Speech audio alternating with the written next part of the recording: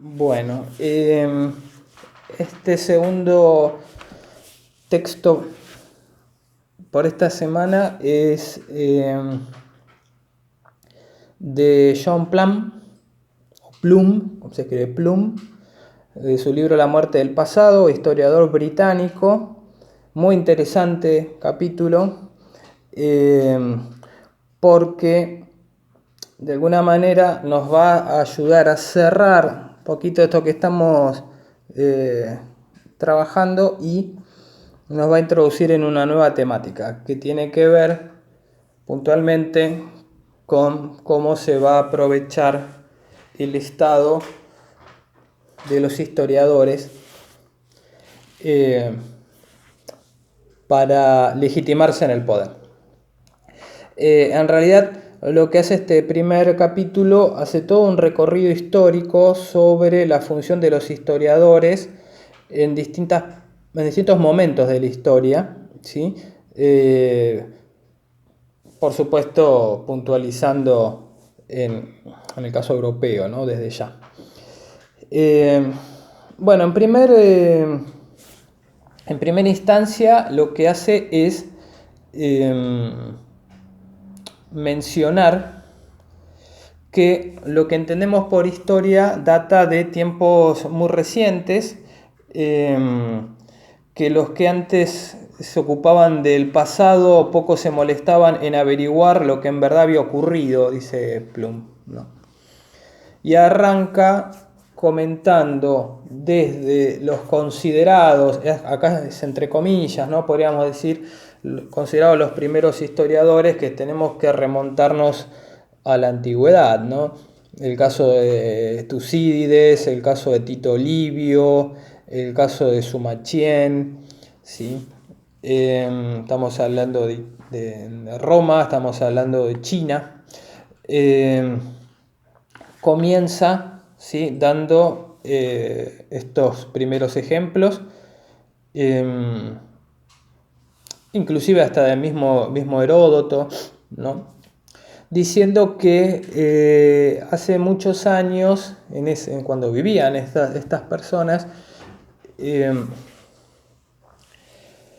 lo que hacían era más que nada entender la vida del hombre, hablar de moral, y que estos grandes autores decía que indagaban el pasado, pero en realidad para entender los problemas que tenía el hombre y la sociedad, y por supuesto, eran considerados los gestores de que le fuera bien o mal a las distintas sociedades a la influencia de los dioses, que eran los que intervenían, ¿sí?, en la vida de los humanos. Sostenían que el pasado era algo real, era algo vivo. También tengamos en cuenta, ¿no?, este tema de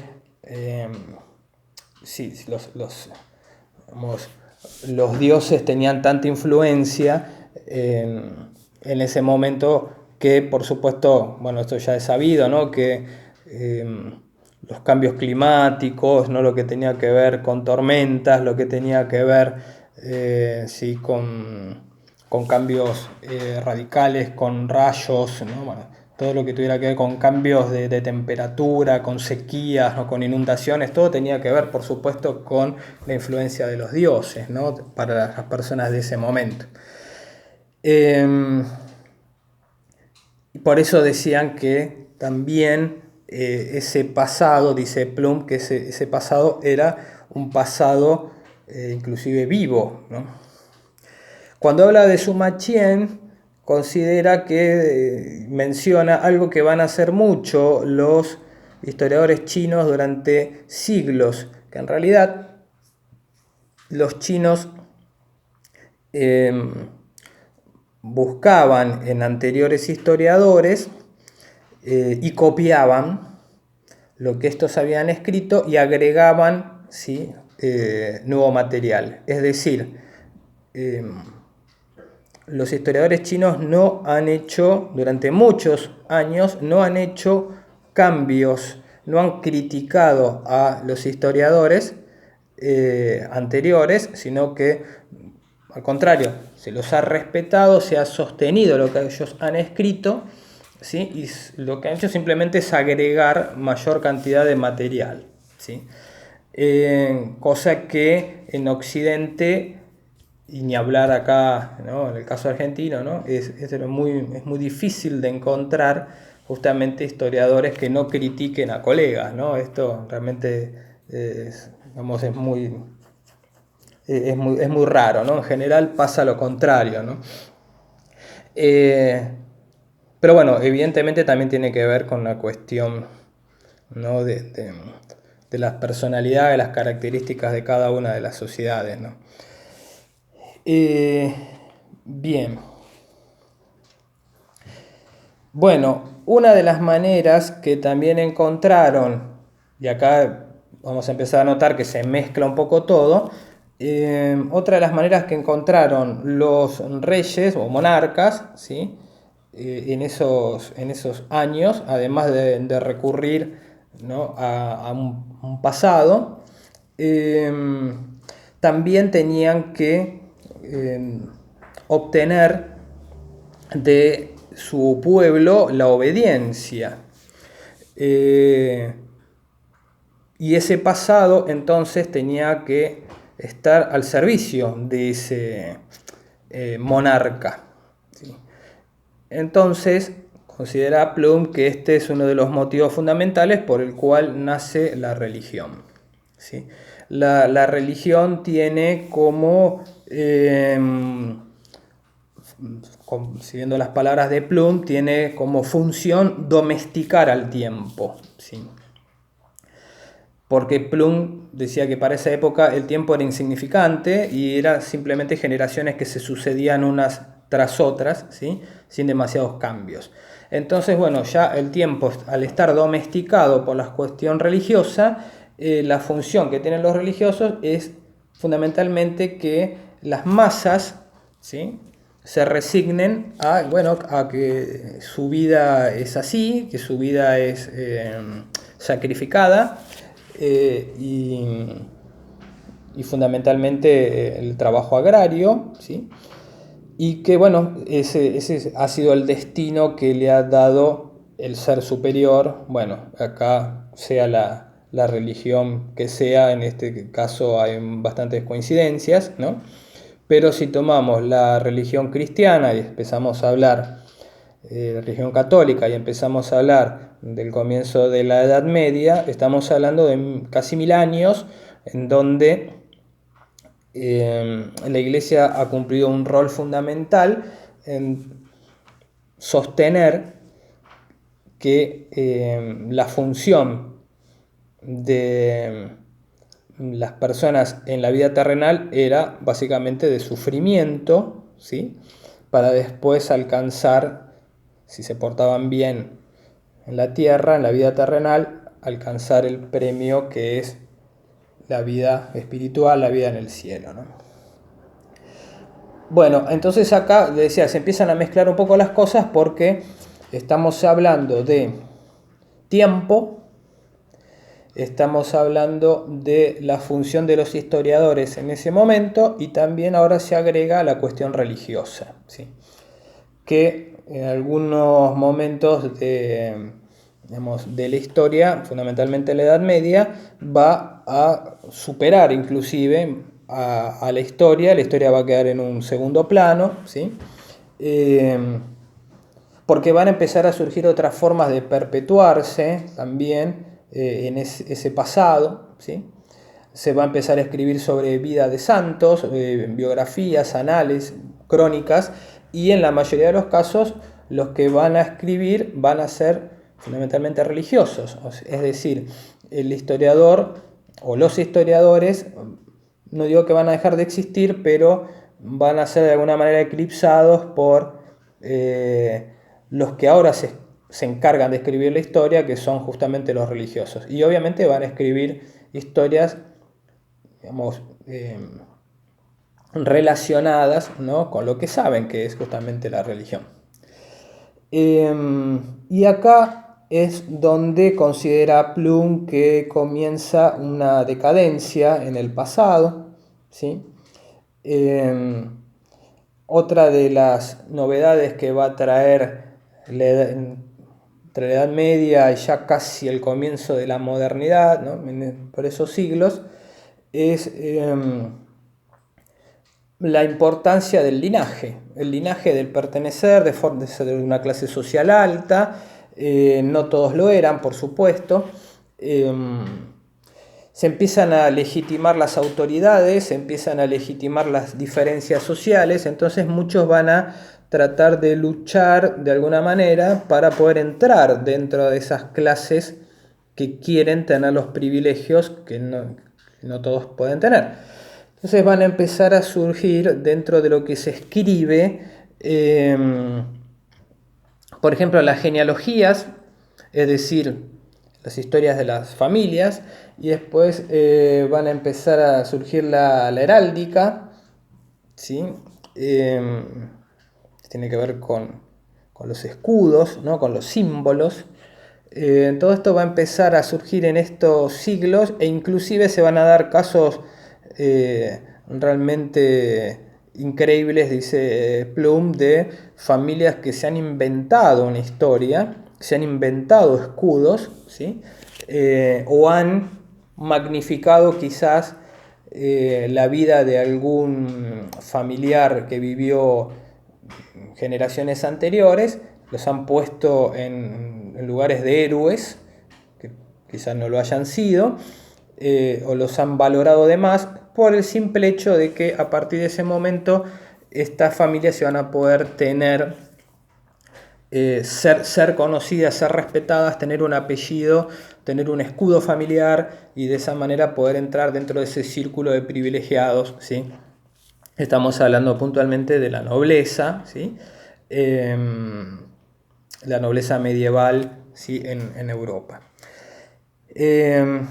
Bueno, volviendo al tema religioso, también es momento de reforma, de contrarreforma. Todas estas situaciones también van a influir mucho en los cambios de qué se escribe, cómo se escribe, ¿sí?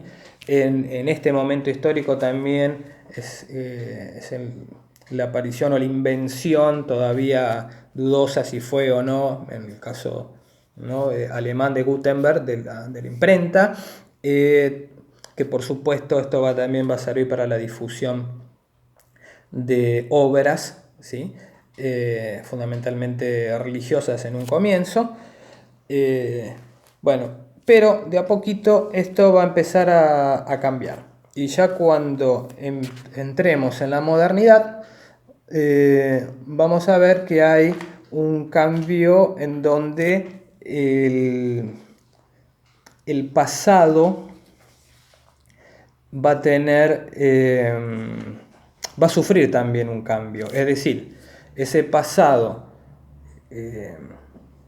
heroico, ese pasado de respeto por las generaciones anteriores, ¿no?, cuando llegue la modernidad, va a cambiar. Y acá, ¿por qué empieza a cambiar? Porque acá ahora es el Estado el que empieza a, que es un poco lo que veíamos en el video anterior con Romano, el Estado va a ser el que empiece a determinar qué es lo que se escribe, qué es lo que no se escribe, ¿no? Y también a magnificar el pasado de los héroes patrios, ¿sí? Ya cuando estemos entrando fin del siglo XVIII, comienzo del siglo XIX, ahí es donde van a empezar a sucederse las historias de lo que podemos llegar a decir los héroes patrios, ¿sí? O que también lo vamos a ver en otro, no lo dice acá Plum, pero lo que conocemos como la historia de bronce, ¿no?, que es la historia de los grandes héroes. Bueno, ¿por qué se hace esto? También lo vamos a ver en la próxima semana con el texto de Florescano.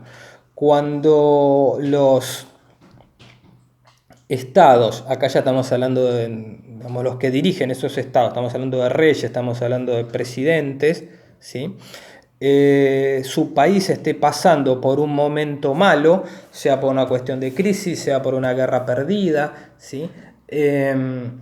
Todas estas cuestiones van a ser utilizadas, ¿sí? Por el Estado para intentar cambiar esto y, al contrario, mostrar el mejor momento de su país, ¿sí? Es decir, recurrir a que la sociedad se remonte a épocas anteriores en donde todo estaba bien, ¿sí? Y acá la historia va a empezar ahora sí a cumplir un rol fundamental, porque la historia va a ser la que va a rescatar o destacar el pasado glorioso, ¿sí? de su país. Siempre me gusta hacer la comparación con lo que sucedía en la Argentina. Tenemos que pensar, ¿no? Siglo XIX también, surgimiento de la historia en la Argentina. En el caso nuestro, Bartolomé Mitre se lo considera el primer historiador. Y bueno, claramente aplica esto que estamos diciendo cuando él sea el primero en escribir sobre la vida de San Martín y la vida de Belgrano. Con esto que quede claro que no tiene que ver con una crítica hacia San Martín y Belgrano, ni mucho menos, sino que tiene que ver justamente con cómo se escribía en esa época, que era sobredimensionar, ¿sí? a los...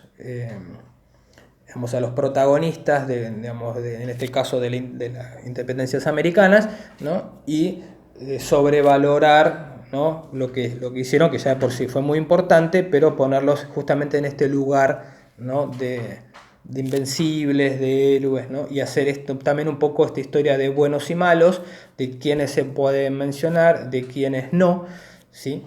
En un momento también menciona Plum, volviendo ya, ¿no? a lo que él decía y fundamentalmente a la parte europea, sería el uso simple del pasado. Es decir, los vencidos son los malos, los ganadores son los buenos, ¿sí? Sin mucha explicación, ¿no?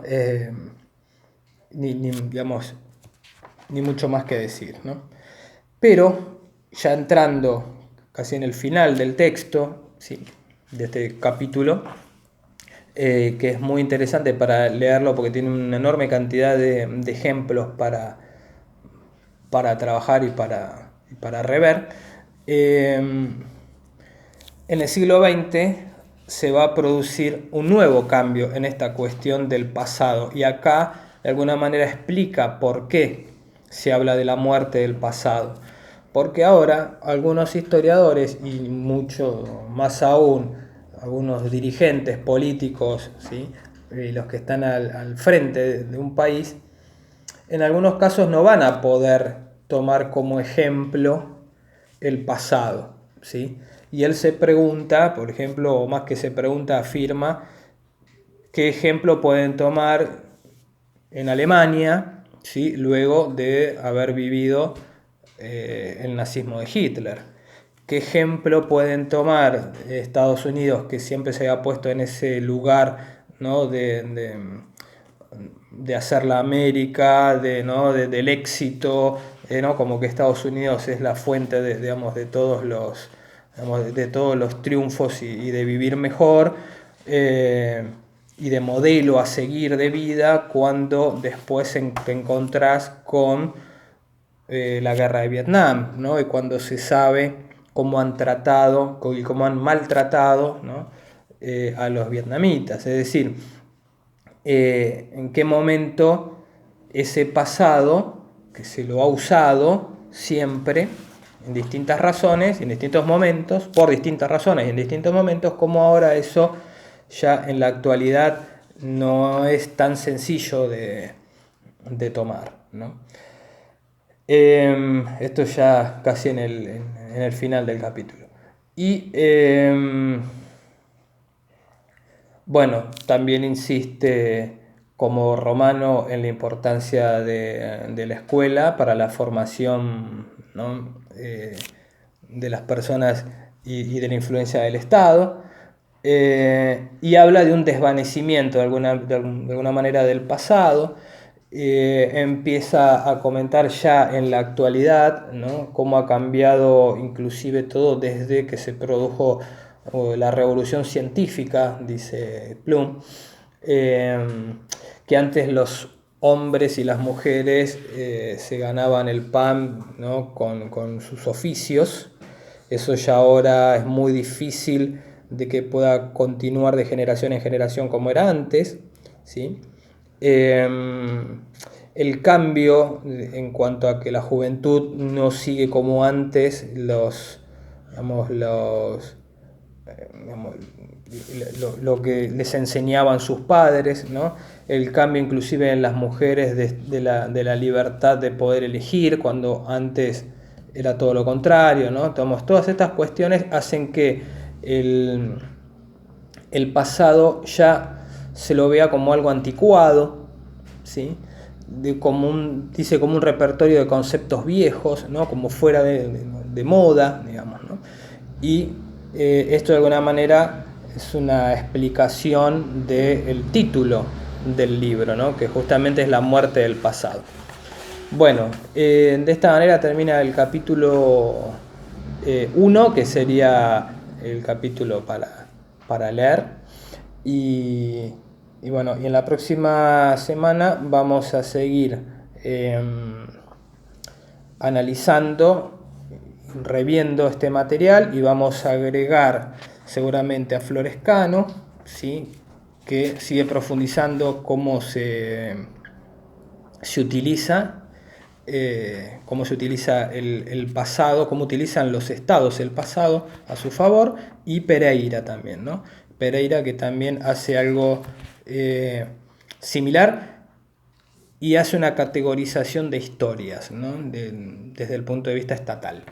Y de esa manera ya estaríamos cerrando dentro de la unidad 1, seguimos dentro de la unidad 1, pero estaríamos cerrando la parte que tiene que ver fundamentalmente con la memoria y el pasado. Así que bueno, nos vemos de manera virtual, aunque sea, ¿no? Pero nos vemos en la próxima semana.